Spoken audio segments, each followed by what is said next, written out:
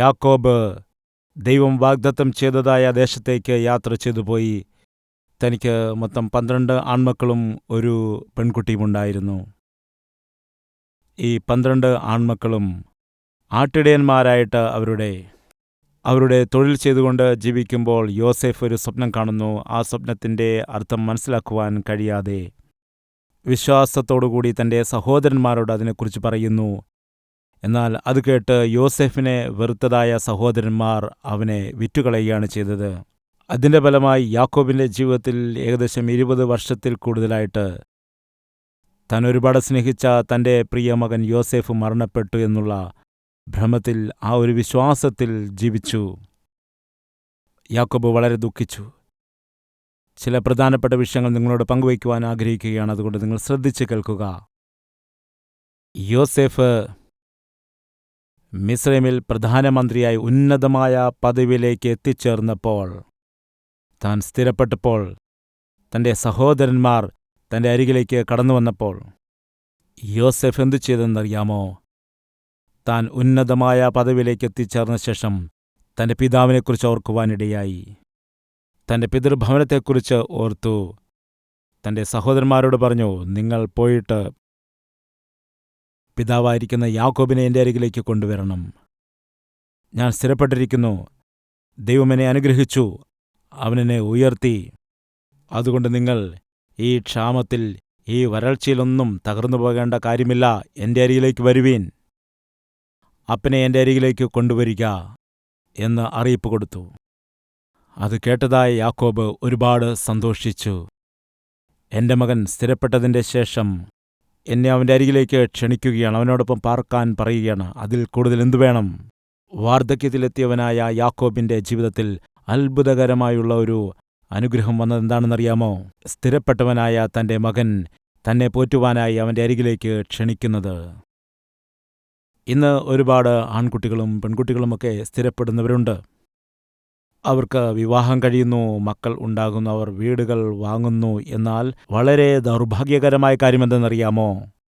ഇവർ വിവാഹം കഴിച്ച ശേഷം, മക്കൾ ജനിച്ച ശേഷം, നല്ല വീടും കാറുമൊക്കെ സ്വന്തമാക്കിയ ശേഷം, ജീവിതം സ്ഥിരപ്പെട്ട ശേഷം ഓർക്കേണ്ടവരായ മാതാപിതാക്കളെ ഇവർ മറന്നുപോകുന്നു. വാർദ്ധക്യത്തിലെത്തിയ മാതാവിനെയും പിതാവിനെയും ഉപേക്ഷയായി കാണുന്നു. സ്വാർത്ഥതയോടെ ജീവിക്കുകയാണ്. ഞാൻ സുഖമായിരുന്നാൽ മതി, എൻ്റെ കുടുംബം, എൻ്റെ കുഞ്ഞുങ്ങൾ സുഖമായിരുന്നാൽ മതിയെന്ന് ചിന്തിക്കുന്നു. അങ്ങനെ സ്വന്തം സ്വാർത്ഥ താൽപ്പര്യത്തിനു വേണ്ടി ജീവിക്കുന്നു. അവസാനം ജനിപ്പിച്ച സ്വന്തം മാതാവിനെയും പിതാവിനെയും ഒക്കെ വൃദ്ധസദനങ്ങളിൽ കൊണ്ട് ചേർക്കുകയാണ്. മാനുഷിക മൂല്യങ്ങളെ നശിപ്പിച്ചു കളയുന്നു. അങ്ങനെയുള്ള ആളുകളിൽ നമ്മുടെ നടുവിൽ ആരെങ്കിലുമുണ്ടോ? നിങ്ങൾ ശ്രദ്ധിച്ചു കേൾക്കുക. സ്വാഭാവികമായിട്ടും ഒരു മകൻ 25 വയസ്സ് എത്തുന്നതുവരെയും മാതാപിതാക്കളെ ആശ്രയിച്ചുകൊണ്ടാണ് ജീവിക്കുന്നത്. പിന്നെ ജോലി കിട്ടിയ ശേഷം, സ്ഥിരപ്പെട്ടതിന് ശേഷം ആണ് വിവാഹം കഴിക്കുന്നത്. പിന്നെ തൻ്റെ ഭാര്യ, തൻ്റെ മക്കൾ, തൻ്റെ വീട്, തൻ്റെ കുടുംബം നല്ല കാര്യമാണ്. എന്നാൽ തന്നെ പെറ്റു വളർത്തിയതായ, തന്നെ നന്നായി പഠിപ്പിച്ചതായ, ജോലി വാങ്ങിത്തന്നതായ മാതാവിനെയും പിതാവിനെയും എപ്പോൾ മുതലാണ് ഒരു മകൻ നോക്കേണ്ടത് എന്നുള്ള ചോദ്യം ചോദിക്കുകയാണെങ്കിൽ ശ്രദ്ധിച്ച് കേൾക്കുക. ഒരു മകൻ സ്ഥിരപ്പെടുവാനായിട്ട് എത്ര കാലമെടുക്കും? ഏകദേശം 25 വർഷത്തോളം എടുക്കും. അപ്പോൾ വരെയും എവിടെയാണ് ജീവിക്കുന്നത്? അപ്പനോടും അമ്മയോടും ഒപ്പം ജീവിക്കുന്നു. അവർ കഷ്ടപ്പെടുന്നു. അവർ ഒരുപാട് പ്രയാസങ്ങൾ ഇവനുവേണ്ടി അനുഭവിക്കുന്നു. ഈ മകനെ വളർത്തുവാൻ, പഠിപ്പിക്കുവാൻ വേണ്ടി എല്ലു നുറുങ്ങി പണിയെടുക്കുന്നു. രാവും പകലും കഷ്ടപ്പെടുകയാണ് മാതാപിതാക്കൾ ചെയ്യുന്നത്. കോളേജ് ഫീസുകൾ അടയ്ക്കുന്നു. ജോലിക്ക് വേണ്ടി പണം കൊടുക്കേണ്ടി വരുമ്പോൾ കൊടുക്കുന്നു. ഇവയെല്ലാം ചെയ്തതിനു ശേഷം മകന് നല്ലൊരു ജോലി ലഭിക്കുന്നു. ആ വരുമാനം കിട്ടിയ ശേഷം അവൻ പിന്നീട് വിവാഹം കഴിക്കുന്നു. വിവാഹശേഷം ആ മരുമകൾ വീട്ടിലേക്ക് വരുന്നു. അവൻ്റെ ഭാര്യ വീട്ടിലേക്ക് വരുന്നു. അപ്പോൾ അവൻ്റെ ഭാര്യ പറയുകയാണ്, ഇവൻ എൻ്റെ ഭർത്താവാണ്, ഇവൻ എൻ്റെ പുരുഷനാണ്. എൻ്റെ ഭർത്താവിനുള്ളതായ വസ്തുവകയാകട്ടെ പണമാകട്ടെ എല്ലാം എൻ്റേതാണ്. അല്ലെന്നാരും പറയുന്നില്ല. വിവാഹം കഴിഞ്ഞ ശേഷം ഭർത്താവിൻ്റെ മേൽ പൂർണ്ണമായ അധികാരം ഭാര്യയ്ക്കുണ്ട്. അല്ലെന്നാരും പറയുന്നില്ല. എന്നാൽ അതേ സമയത്ത് ഒരു സത്യം മറന്നുപോകരുത്. ആ സത്യം എന്താണ്?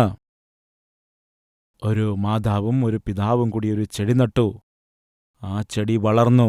അത് വളർന്നു വലുതാകണമെങ്കിൽ അതിനെ വെള്ളമൊഴിക്കണം, വളമിട്ട് കൊടുക്കണം. മഴ വരുന്ന സമയത്ത് അല്ലെങ്കിൽ വേനലുണ്ടാകുന്ന സമയത്ത് ആ ചെടി ഉണങ്ങിപ്പോകാതെ വാടിപ്പോകാതെ അതിനെ നോക്കേണ്ടത് ആവശ്യമാണ്. ഇപ്പോഴാ ചെടി വളർന്നു വലുതായി ഫലം കായ്ക്കുവാനും തുടങ്ങിയിരിക്കുന്നു. വൃക്ഷത്തിൽ ഫലങ്ങളുണ്ടാകുന്നു. അതിൻ്റെ കൊമ്പുകളിൽ നിറയെ ഫലങ്ങളുണ്ട്. ഇപ്പോൾ ഭാര്യ പറയുകയാണ്, ഈ മരത്തിലെ ഫലമെല്ലാം എൻ്റേതാണെന്ന്. അപ്പോൾ വളർത്തി പഠിപ്പിച്ച് വലുതാക്കിയതായ മാതാവിനും പിതാവിനും ആ ഫലത്തിൽ അല്പം പോലും അവകാശമില്ലെന്നാണോ? എന്തു പറയുന്നു?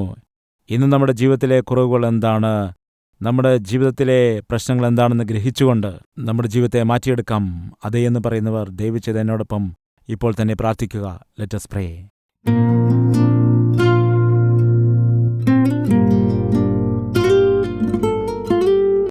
പരിശുദ്ധനായ സ്വർഗീയ പിതാവേ, വളരെ വ്യക്തമായി ഞങ്ങളോട് സംസാരിച്ചതോർത്ത് അങ്ങേ ഞങ്ങൾ സ്തുതിക്കുകയാണ്.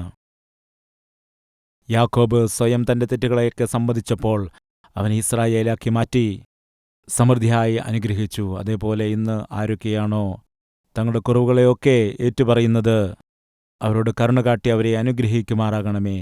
യാക്കോബിനെ എങ്ങനെയാണോ യോസേഫ് സ്നേഹിച്ച് തന്റെ ഉത്തരവാദിത്തങ്ങളൊക്കെ നിറവേറ്റിയത്, അതേപോലെ തന്നെ ഓരോ മകനും മകളും തങ്ങളുടെ മാതാപിതാക്കളോടുള്ളതായ കടമകളെ നിർവഹിക്കുവാനായിട്ട്, അവരെക്കുറിച്ച് ശ്രദ്ധിക്കുവാൻ, അവരെ പോറ്റുവാനായി, വാർദ്ധക്യത്തിൽ മാതാപിതാക്കളെ സ്നേഹിക്കുവാൻ അവരെ സഹായിക്കണമേ. ഈ വചനത്താൽ ജനത്തെ അനുഗ്രഹിക്കണമേ എന്ന് യേശുക്രിസ്തുവിന്റെ നാമത്തിൽ അപേക്ഷിക്കുന്നു പിതാവേ. ആമേൻ.